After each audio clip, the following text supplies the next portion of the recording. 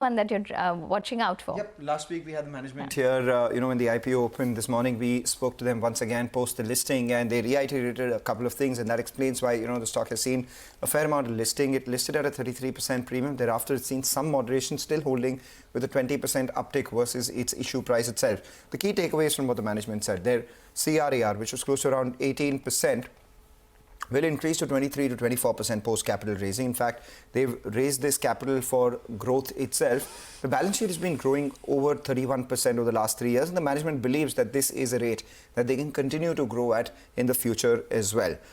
As far as their borrowing is concerned, 20% of that comes in from offshore multilaterals. Their core NIMs are close to around 8.3%. Plus, they have some fee income, placement fees as well. So if you add both of them back as well, you have a total fully loaded net interest margin, as the management calls it, closer to 10% itself. 40% of their exposure is MSME. MFI accounts for 26% and 27% is consumer loan itself. And the return on assets are over 300 basis points on a fully loaded basis. So key things to track from here on is, will the company continue to grow at 30% plus?